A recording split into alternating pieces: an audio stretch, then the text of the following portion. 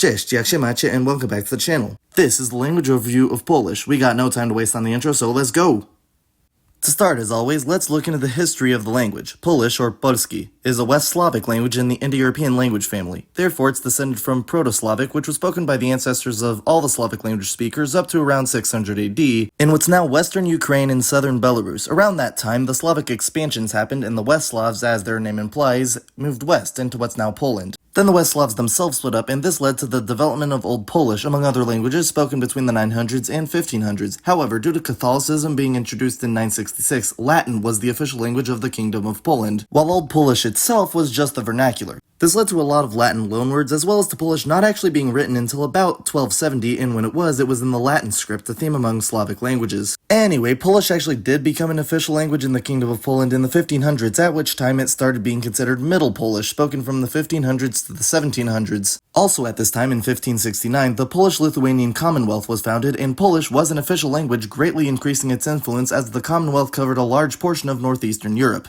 Everything since the 1700s is considered modern Polish. Today, Polish is the official language in Poland and a recognized minority language in 8 other countries. About 40 million extremely lucky people speak Polish natively, and it has approximately 5 million second language speakers, totaling about 45 million total speakers.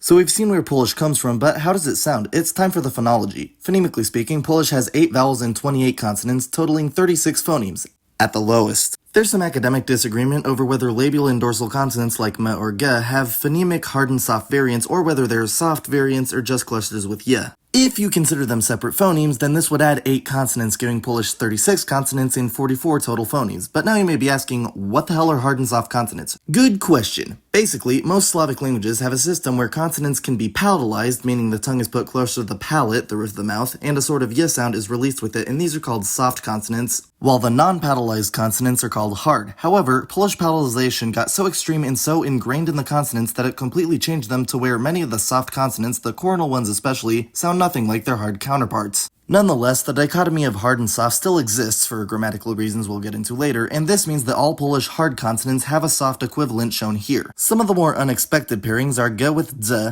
k with t, w with l, and r with zh. In addition, there are 3 soft consonants, j, ch, and y, which don't even have hard equivalents. So since we've covered the main dichotomy of consonants, how about some rare phonemes that Polish has? They're all soft and mostly made in the mid-front of the mouth, like 2 of the ones we just saw. The voiceless retroflex affricate ch and its voice counterpart j. There's also the voiceless retroflex fricative sh and its voice counterpart zh. But why'd I just mention the 4 retroflex consonants? Because each of them also has an alveolopalatal equivalent, which sounds very similar but is phonemically different. Namely, there's the voiceless alveolopalatal affricate ch, its voice counterpart j, the voiceless alveolopalatal fricative sh, and its voice counterpart zh. I'll use the voiceless fricatives for a side-by-side comparison. Sh. They can both be heard in the word szczęśliwy, meaning happy. To make matters worse, neither of the sets is post-alveolar, that being sh, which is more cross-linguistically common but doesn't exist in Polish. So now about the allophones. Polish consonant allophones pretty much all involve obstruents, plosives, fricatives, and affricates getting voiced or devoiced in certain environments. For the simpler one, all voiced obstruents get devoiced in word final position, for example, jastrząb, łódź, and śnieg. But otherwise, you know how Polish is infamous for ridiculously long consonant clusters? Well, this rule makes them slightly easier to pronounce. All obstruents in a cluster will match the voicing of the last obstruent in that cluster. For example, the entire cluster in owca is voiceless and the entire cluster in liczba is voiced. However, there are 2 exceptions. The v sound and the ż sound, when spelled rz, can't control cluster voicing and will get overridden if there are voiceless obstruents before them in clusters. For example, the word for chair is krzesło, not grzesło, and the word for Thursday is czwartek, not dżwartek. By the way, if you're wondering what sets these 2 consonants apart, it's that they both used to not be obstruents. This is also why spelling matters for the zh phoneme. It has 2 different origins. But even with the cluster voicing rules, it should be mentioned that the word final devoicing rule takes priority, so word final clusters will always have voiceless obstruents like in musk. So now for the vowels, the main thing to talk about is Polish's 2 nasal vowels, ą and ą. They're both diphthongized and have some behavioral quirks. For one, if they're in the middle of the word, followed by certain consonants, which vary by dialect, but especially plosives, the nasal vowels decompose to an oral vowel followed by a nasal consonant in the same mouth position as the consonant after it. For example, there's przestępstwo, sąd, and rękawica. But also, in word final position, ą isn't nasal anymore like in imię, but this doesn't happen to on. As for the oral vowels, the 6 that aren't nasal, there isn't that much to talk about. There's a rare phoneme among them, the close central unrounded vowel I, but that's about it, as they're all perfectly monophthongal and Polish doesn't have vowel reduction. To make things even easier, the stress in Polish is practically always on the penultimate syllable.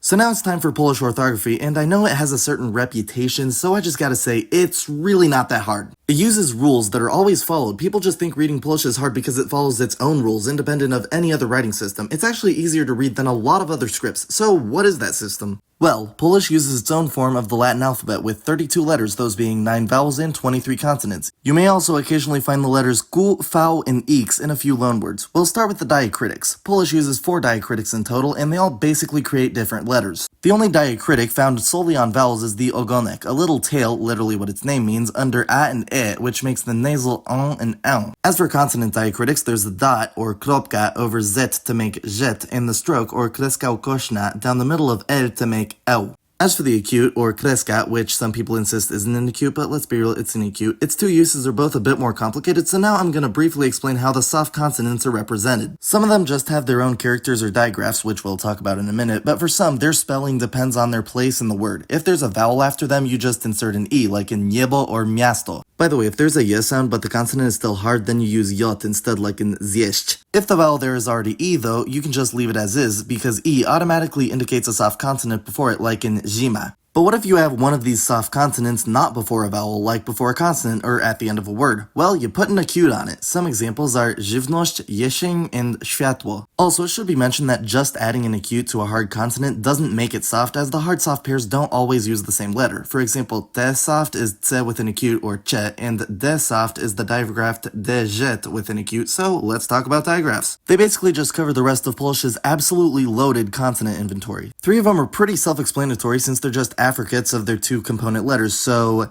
dejet is j, dejet is j, and dezet is dze. The others are less intuitive, so to run through them, ch is ch, czet is che, sz is sh, and rz is zhe. Specifically when it was historically soft rje. So now that we're through all the consonant stuff, the vowels are actually pretty easy, it's just these. But the one thing to address is the o with an acute. It's pretty easy in itself, it's just pronounced u, but now you're probably wondering, like, why does this letter even exist when u is right there? It's a grammatical thing. Basically, in Old Polish, there was an allophone where o would become long o if it was in the last syllable of the word and followed by a voiced consonant, including the ones that have since been devoiced in that position. The long o later shifted to u, leaving us with what we have today. However, you can't just replace o with u in the orthography in those places because the sound shift didn't apply to inflected forms of those words with suffixes, and those are still pronounced o. For example, the word for ice in Polish is lód, but the word for ice cream, which is just ice in the plural, is lody. But the word for wedding, on the other hand, is ślub, and that word in the plural is śluby, not śloby. So if you spelled lód with an u, you wouldn't know which words to make that change to when you add an inflection. I, for one, thank Polish orthography for that. Finally, on the writing, there's capitalization for sentences and names. Now we've reached the grammar, so we'll loosely explore Polish sentence structure. Polish's default word order is SVO, or subject, verb, object. However, Polish nouns are highly inflected, which we'll get to in a minute, so the word order is flexible. Normally this happens when you want to stress a particular word. For a basic example sentence, we have pies zje białą truskawkę. This means the dog will eat a white strawberry. Word for word, it's subject, verb, adjective, object, SVO. But of course, this sentence could be rearranged based on the desires of the speaker, like zje pies białą truskawkę or białą truskawkę zje pies. The roles of the nouns don't change unless you change the suffixes. Interestingly, something else that has a bit of flexibility is the adjective placement. In Polish, normally the adjective goes before the noun like we just saw with biała truskawka. However, in either fixed expressions or more formal language, the adjective will probably go after the noun. For example, the Polish language is język polski, and I've never heard it the other way. I've also seen a general rule that if an adjective categorizes its noun, it should go after it, like in niedźwiedź brunatny, meaning brown bear. In this example, I'm not merely describing that a bear is brown, I'm saying what type of bear it is, if that makes any sense. As for other matters of sentence structure, all numbers, like normal adjectives, go before the noun, supplemental nouns go after the main noun, and the language uses prepositions, the ones that go before the noun phrase. Questions don't change the sentence order, but in more formal context, the interrogative particle ch may be added at the beginning of a yes-no question. And finally, Polish is a pro-drop language, so dropping subject pronouns is allowed and encouraged. So now it's time for Polish nouns, which means we're on to the scary stuff. Good luck. Polish nouns are inflected for 2 numbers, singular and plural, and divided into 3 genders, masculine, feminine, and neuter. For the most part, it's easy to determine a noun's gender by looking at it. Feminine nouns end in a, like mewa or rzeka. Neuter nouns end in o or e, like lato or morze. and masculine nouns end with consonants like wilk or pociąg. However, if a noun ends with a soft consonant, especially ch or zet, it could be feminine too. For example, odpowiedź, odległość, and noc are all feminine, even though kot, niedźwiedź, and łokieć are masculine. Just watch out for those letters on the ends of nouns. As for irregularly gendered nouns, it's mostly masculine nouns that end with a, like mężczyzna or kolega, but as you can see, those are both easily masculine because they describe male humans. Now for pluralization rules, which aren't super difficult either. Masculine and feminine nouns both mostly pluralize to forms ending in I, but for feminine nouns the I is dropped first. For masculine examples we have soku to sokoły, remember the rule about o with an acute, and lis to lisy, while for feminine examples we have sowa to sowy and cytryna to cytryny. However, if the last letter of the root is ka, ge, or any soft consonant with an acute, the plural suffix will be I instead, for example rudzik to rudziki, śliwka to śliwki, and gęś to gęsi. Additionally, if the last letter of the root is either te or the tzet digraph, then the plural suffix will be e, like in noc to noce, mieć to miecie, and stolica to stolice. Neuter nouns follow a completely different system though, as their o or e changes to a in the plural. For example, we have światło to światła, miasto to miasta, and zaćmienie to zaćmienia. This also extends to neuter borrowings from Latin, like muzeum to musea. However, even with these rules, there are a few plural exceptions. For one, there are a few body parts that take their modern plural form from the older dual form that existed in Old Polish, for example, oko to oczy, ucho to uszy, and ręka to ręce. Also, remember the two masculine nouns that look feminine, mężczyzna and kolega? They both pluralize irregularly to mężczyźni and koledzy. There are also various other examples of nouns that pluralize irregularly, like pies to psy, żółw to żółwie, and zwierzę to zwierzęta. But even with all that said, we've barely scratched the surface on Polish nouns. Why? Because Polish has cases, 7 of them to be exact: nominative, accusative, genitive, dative, instrumental, locative, and vocative. The nominative case is pretty easy to understand. It's the subject of the sentence and it's the form that dictionaries show. The accusative case is either the direct object or a destination, more on that later, while these prepositions govern the accusative case, meaning their objects take the accusative. The genitive case indicates the possessor and is governed by these prepositions. It's also used for the lack of something, since this case absorbed the PIE ablative case very early on, like in nie mam orła, I don't have an eagle. The nominative form is orzeł, this one's irregular. The dative case is the indirect object, meaning a thing that gets affected by the action, and it's governed by these prepositions. The instrumental case is a bit interesting. It's used by itself for tools used to do something, hence the name instrumental case, like in uderzam młotem, I hit with a hammer. It's also used for objects of the verb be, like jestem osobą, I'm a person. Otherwise, these prepositions govern it. Following that, for the locative case, I'll now talk about destinations as well. Often, the same preposition will be used for both a location and a destination, but the case determines which one it is.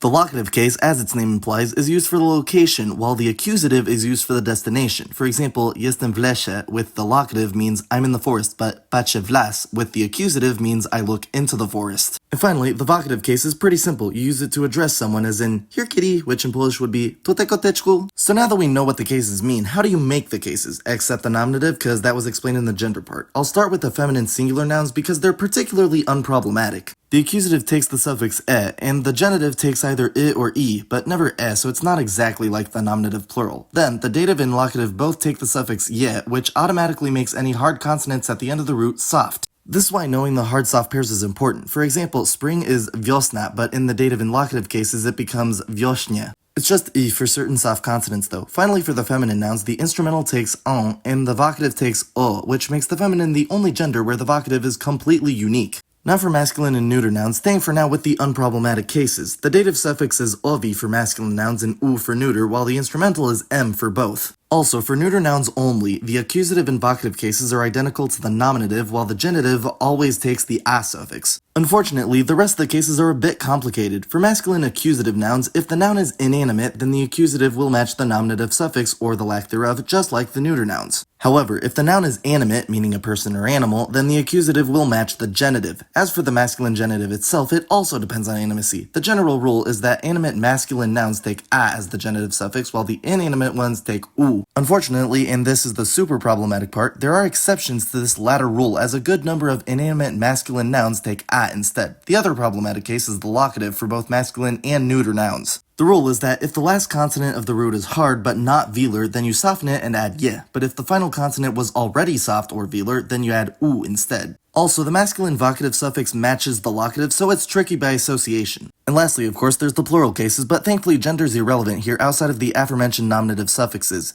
and the vocative because it matches the nominative. Most of the plural case suffixes are pretty consistent, so let's just do them real quick. The dative ends in the instrumental ends in ami, and the locative ends in ach. The only really hard one here is the genitive plural, which could have several forms. First, if the noun ends in a hard consonant, then its genitive plural will add uf to the end, like samochut becoming samochoduf. If the noun ends with a vowel, then the vowel is removed and that's it. Unless this would create an illegal consonant cluster, then an epenthetic e is added, like viviurka becoming viviuric. But if the noun's last consonant is soft and it doesn't end with a, don't ask me why, then the suffix will be I or I, like vrubel becoming vrubli. And to finish this section, the accusative plural suffix behaves kinda like in masculine singular nouns, but I'll save that complication for the pronouns and adjectives, which behave the same but in a more obvious manner. Now for the articles. Wait, where are they? Oh yeah, Polish doesn't have articles. At least not in the traditional sense of mandatory anaphoric articles. There are the demonstratives ten and tamten, and they do get used, but that's it. Now I've arrived at the pronouns, so here's the big chart of the personal ones. Let's see what we notice. First off, there's no vocative case because that's really only a thing with nouns. But also, what's with the pronouns that have 2 or 3 forms in one case? Basically, 2 things. First, these singular pronouns have one form that's used when they're stressed and another that can be used when it's unstressed. There are 3 situations where the stressed form absolutely must be used. When the pronoun is emphasized for clarification, when it's at the beginning of the sentence, which is often the same thing, and when it's after a preposition. As for something to watch out for on this front, the first person unstressed form, mi, can only be used in the dative case, even though its stressed form, mnie, is used for all the cases except nominative and instrumental. By the way, yeah, there's a fair amount of reused words among the pronouns to make things just a little bit easier. The other extra form for a case is the n addition, which is done when the pronoun is after a preposition, like ye becoming nye, and it technically affects all third-person pronouns. The forms you see here are the ones you'll find in real life. The nominative forms don't have it because they never take prepositions, while the instrumental and locative forms only have the n form because they always take prepositions. Speaking of the third person, the different ways it's split up should be addressed. The singular third person matches up with the grammatical genders in Polish, on for masculine, ona for feminine, and ono for neuter. The plural, however, is a different story and relies on natural categories. There's oni for virile nouns and ona for non-virile nouns. Now get this, the term virile in grammar refers specifically to human males, while non-virile is everyone and everything else. In non-linguistic contexts, it refers to masculinity, especially in a sexy or fertile way. It's not a super common word though. In grammar, you may also occasionally hear it called the masculine personal, but keep the virility distinction in mind because it will come up again. Now that the chart's explained, time to talk about honorifics. First, wy can replace ty for more respect, but it's a bit old-fashioned. However, Polish does have a rather highly inflectable pronoun used to show respect, and it's pan for a man, pani for a woman, and in the plural, panowie for men, panie for women, and państwo for a mixed group. The original meaning of all these words is lord or lady, and they still behave as such grammatically, like taking the third-person conjugations of verbs. Anyway, onto the possessive pronouns. As you may expect, they have many forms, and spoiler alert, they mostly follow the same inflection pattern as adjectives, so I'll wait until that section to dive deeper. What I'll say now is that these complex possessive pronouns apply for the first and second person in both singular and plural form, as well as a reflexive possessor, which always refers back to the subject. Here are the inflection charts for first person singular mój, second person singular twój, reflexive swój, first person plural nasz, and second person plural wasz. On those last 2, I feel a need to clarify that this is different from the equivalent personal pronouns in 3 of the cases. That's nas and was, this is nasz and wasz. Thankfully though, third person possessive pronouns are very simple. It's just jego for his and its, je for her, and ich for their.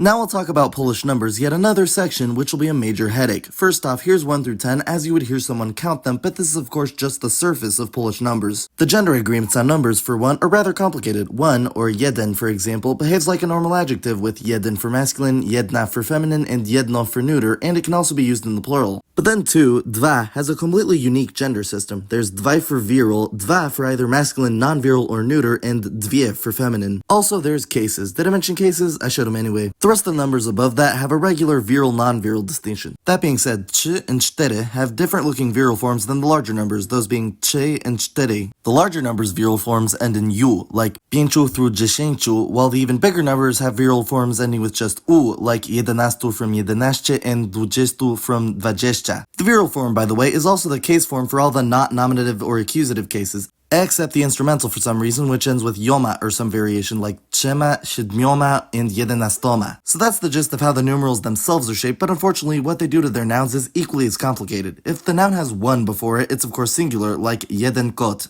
2, 3, and 4, like you would expect, make the noun plural, like cztery koty. But the numbers 5 through 10 make the noun after them genitive plural, like osiem kotów. What's even weirder is that if this phrase takes a verb, it'll be neuter singular, since it's technically modifying the number, not the noun. This cycle repeats every 10, with the exceptions that 11 through 19 all do the genitive plural thing, and so do all numbers ending with 1 that aren't the number 1 itself. But also, be aware that this weird case system only applies for nominative and accusative nouns. The nouns will still be in the appropriate case if it's anything else. Finally, here's the ordinal numbers 1 through 10. They're just normal adjectives, basically.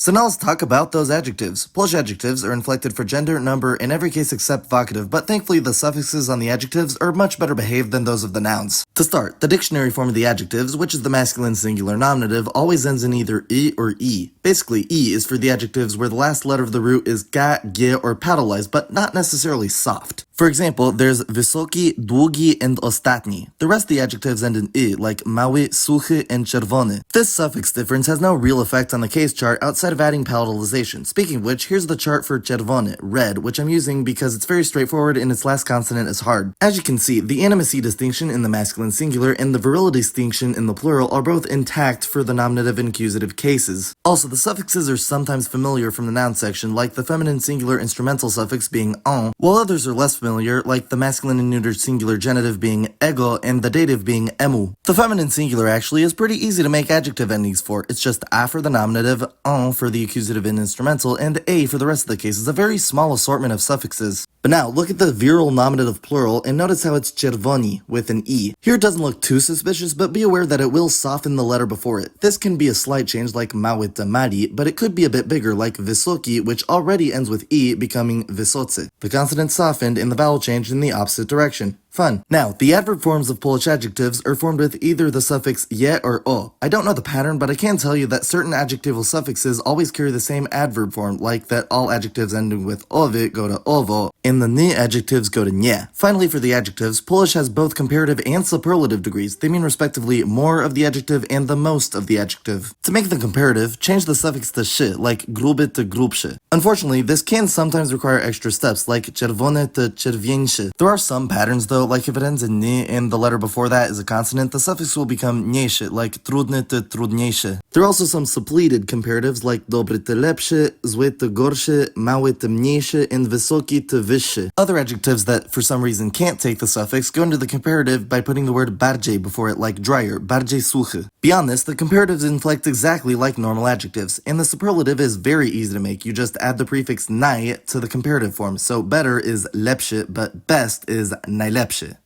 Now we're at the verbs, so pause now if you need pain medicine for your head. Anyway, to just jump right in, Polish infinitive verbs are split by aspect, which is basically the duration of the verb, meaning that most of the time there are 2 verbs for every definition. The 2 main aspects are imperfective, describing something that's ongoing, and perfective, which means the verb has a clear start and end or happens once. To just cover the infinitives quickly, most Polish infinitive verbs end in ch, with some vowel before it. The most common suffixes are ach, ich, and ich, but there's also ech and noich. In addition, some verbs have slightly different infinitive suffixes like móc or podnieść. So now that I've explained all that, how do the aspects differentiate from each other? Well, there's no consistent way that works everywhere. Some verbs simply change their suffix and join a different verb class, like unikać and uniknąć, odkrywać and odkryć, or wracać and wrócić. Some of the internal changes are more extreme as well, like badać and paść, dawać and dać, or nosić and nieść. However, another common strategy is to add a prefix to the imperfective to make it perfective. A very common prefix is po, like prosić and poprosić. However, a number of other prefixes are also used frequently for this purpose, like in the examples palić and zapalić, łamać and złamać, uczyć and nauczyć, or piec and upiec. Some verbs actually use both strategies simultaneously, like wieszać and powiesić. Unfortunately, some aspect pairs are suppleted from each other, meaning they look nothing alike. For example, mówić and powiedzieć, or widzieć and zobaczyć. In addition, I've actually been hiding something from y'all until now. A good number of Polish verbs actually have a third aspect, the frequentative aspect, also sometimes called the indeterminate aspect, which describes habitual actions that happen on multiple occasions. For example, both of the verb pairs just shown also have a frequentative version,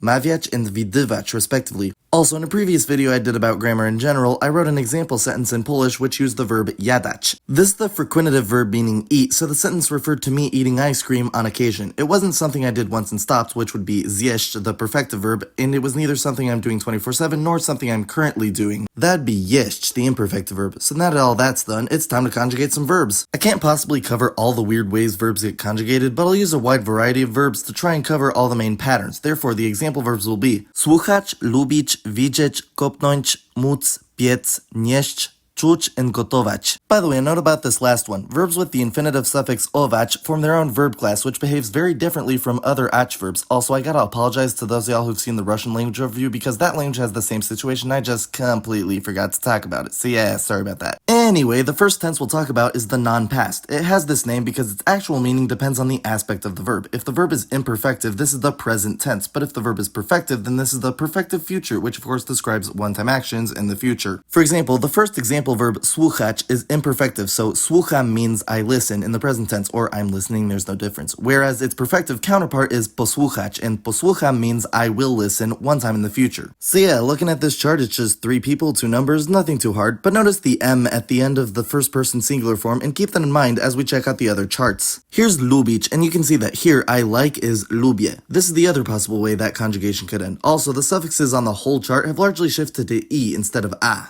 This is the main pattern to notice for Polish verbs. Now here's widzieć, which actually has the same suffixes as lubić in this tense. However, with this type of verb, notice that the consonant at the end of the root actually hardens in 2 of the conjugations. I see is widzę and they see is widzą. Now for the noinć verbs, here's kopnąć. Almost all verbs in this class are perfective, by the way, like this one. You'll notice that the same arrangement of hard and soft consonants before the suffix happens here as in widzieć. Now onto the rather oddball verb móc. Polish verbs that end with regular ce, no acute, have underlying root forms with either g or k at the end. This verb has g and it softens to ż in the appropriate conjugations. Piec, by contrast, has k and it softens to ch in those conjugations. Now here's nieść, which has a vowel change in the form with the 2 hard consonants, typical of verbs ending with sh. Interestingly, the last 2 example verbs are rather similar in the non-past despite looking nothing alike. Czuć looks like this, which you'd expect, but then gotować conjugates like this in the non-past with the same uje vibe like in gotuje, I cook. This is why me forgetting to mention it in the Russian video was actually kind of a huge problem. But since I just talked about the present and the perfective future, now I gotta talk about the imperfective future, meaning something will be happening over a longer period of time. It's pretty easy, you just take these future forms of być, meaning be, and put the infinitive of the imperfective action verb after them. So like, you'll see, imperfective is będziesz widzieć. We'll talk more about być later. But now, onto the past tense, which works a bit differently from a non-past. The relation between the aspects here is pretty self-explanatory. But yeah, here's the chart for słuchać in the past, and there are actually more conjugations here than in the present, as the past actually does differentiate the conjugations for gender. And the virility distinction is there in the plural. Don't worry though, this tense works very systematically, so it's actually easier to form. You basically just got the verb root, then the vowel at the end followed by o, then the vowel indicating the gender, which is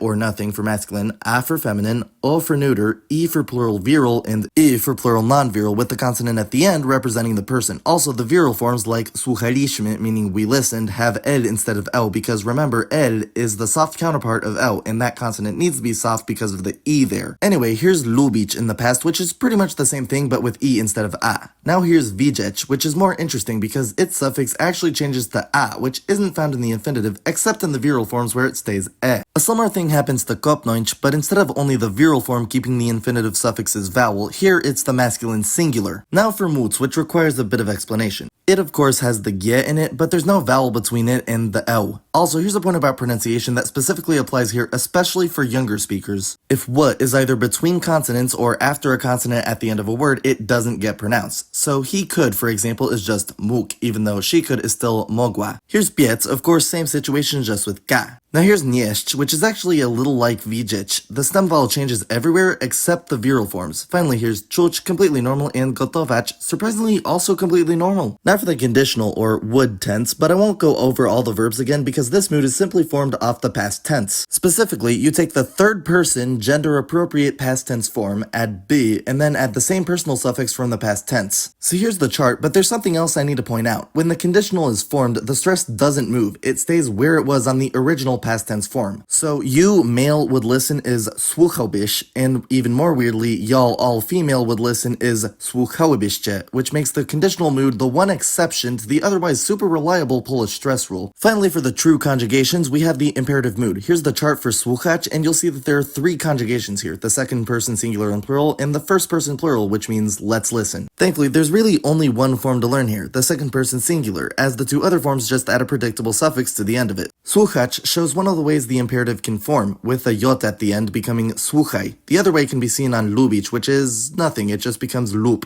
Widzieć does the same thing, becoming wić with an acute. For the rest of the example verbs, kopnąć, czuć, and gotować all end with jot in the imperative, gotować going back to the u thing by the way, while piec and nieść end with consonants. Outside of these, for the other three conjugations, there are let x do the thing conjugations, known to linguists as the hortative, where you just say the word niech followed by the appropriate non-past conjugation of the verb. This is especially useful for commands with pan, the formal pseudo-pronoun that takes third person, like niech pan słucha, listen, but more formal. Now that all the rules are down, I unfortunately need to talk about four very common irregulars. First up is, of course, być, meaning be. It's regular in the past, but in the present it looks like this. Also, remember the imperfective future auxiliaries from earlier, made from być? Used on their own, they're just the future tense forms of być, so like I'll be and so on. Its imperative forms are also a bit weird. Then, mieć, meaning have. It's also regular in the past, belonging to the same class as widzieć, but it acts like an adverb in the present. The imperative is also slightly unexpected, since just having as a verb form is not that great. Next up is a verb that looks a lot like widzieć, but behaves very differently in the present. Wiedzieć, meaning know, factually. It's pretty short. And lastly, to switch things up, iść, meaning go, isn't exactly regular in the present, but at least it's recognizable because the past tense is suppleted. It's a different word entirely, szedł, szli, and whatnot. Now that we're past the conjugations, time for the two important participles. The passive participle is made with the verb root, a vowel, and then ni, except when you add t instead, like in these examples. The active participle, simple by comparison, is made by taking the third person plural non-past conjugation, the one that ends with en, and adding t. Beyond this, the participles just behave like normal adjectives. In addition, if you remove the vowel from the end of the active participle, so giving you słuchając, for example, this form means while listening, or whatever the verb is. I promise we're almost done with the verbs, just two short concepts left. First, there's a reflexive pronoun, się, which can go before or after a reflexive verb. I didn't mention it in the pronoun section because it doesn't behave like other pronouns. There's no person assigned to it, it just represents any reflexive object. And finally, to negate any Polish verb, simply put nie before it. Now for the miscellaneous section, there are actually three things to discuss, but this video is already too long and I'm sure everyone's brain is fried by now, mine included. So I'll be very quick with each of them and delegate all the in-depth stuff to text wells if you'll want to pause. First, Polish has a difference on the conjunction that, where że is used for connecting the whole main clause to the subordinate clause, and either który or jaki is used for connecting just the object to the subordinate clause. The difference between który and jaki is that który is used for things from a defined group, whereas jaki is used as the thing it modifies comes from a less enclosed set of things. Also, both of them have adjective inflections. Next, there are two words for and. E is used if there's no contrast between them, and a is used if there is contrast. And finally, there are also two words for or, lub for things where you can have both of them, and albo for things that are mutually exclusive. Now we're finally at the example sentences. I'll try to keep this short. First, we have wyglądam dobrze latając wieczorem. This means I look good flying in the evening. First, wyglądam is the first person singular present conjugation of wyglądać, the imperfective verb meaning look, as in appear. Then, dobrze is the adverbial form of dobre, the adjective meaning good. Next, latając is the active adverb participle of latać, which is an indeterminate verb meaning fly. It's used here because the flying described happens frequently and is not in one particular direction. Also, I really wanted to show an example of how this inflection is used in a sentence. And finally, wieczorem is the instrumental singular of wieczór, the masculine noun meaning evening, and yes, this is how you talk about at or in a time of day. Also, notice how the o loses the acute when the suffix is added. The other example sentence is nasi koledzy oczyścili ceglane drzwi, bo jest lepsze dla ich lwów. This means our friends cleaned the brick door because it's better for their lions. First up, nasi koledzy. This means our friends, and the whole thing is nominative, plural, and virile, indicating that in our friend group there's at least one guy, if not many. Also, the singular of friend is kolega, so this plural form is irregular. Next up is the verb oczyścili. This is also plural and virile, as well as being the past tense form of oczyścić, the perfective verb meaning clean. Next is ceglane drzwi, accusative case, and meaning brick door. I put the adjective before the noun because I'm merely describing the door, not saying what type it is. Also, this phrase is plural and non-virile. Why? Because drzwi, meaning door, is a plurale tantum, meaning it's always plural, basically. But if you must know, it's feminine, at least historically. Also, it's an inanimate object. As for the adjective ceglany, it's formed from the noun cegła, which refers to a brick. Then, bo just means because, and jest is the present tense conjugation of być for third person singular. Here it just means it's. After that, lepsze is the neuter form of lepszy, meaning better, which is used for impersonal phrases like this. Finally, dla lwów. Dla is the preposition meaning for, and it governs the genitive case. So that's the case that lwów comes in. Ich is the universal possessive for third person plural, and it's used here due to swoich potentially being too ambiguous. And lwów is the genitive plural of lew, meaning lion. After all that trickery, pamiętacie, kiedy robiłem filmik o rosyjskim i na jego końcu powiedziałem, że to był najtrudniejszy język, który kiedykolwiek studiowałem? No, wtedy jeszcze nie uczyłem się języka polskiego. Prawie wszystko, co może zmienić słowo, zmieni słowo. Jest prawą Morfiego języków. Także nigdy nie spotkałem ludzi, którzy są tak dumni z trudności swojego języka. A nie ma bardziej zasługujących ludzi na to ludzi niż Polacy, bo jeśli ja mógłbym mówić w tym języku od dzieciństwa, także byłbym z tego bardzo dumny. Więc nie bój się poprosić o pomoc Polaków. Oni wiedzą, że tego potrzebujesz i mogę szczerze powiedzieć o Polakach wszystko co najlepsze. Ze względu na moje wspaniałe odwiedziny w Polsce tego lata. Co więcej, zabawnie jest to, jak ludzie nawet nie dbają o gramatykę, bo się boją słów jak Grzegorz Pięszczykiewicz. Wiecie, że musiałem. Bardzo dziękuję za oglądanie. Przepraszam, że jest ponad 30 minut, ale było to nieuniknione. Mam nadzieję, że to wam się podobało. Kliknijcie w przycisk like i subskrybujcie, aby widzieć nowe filmiki. Pa pa!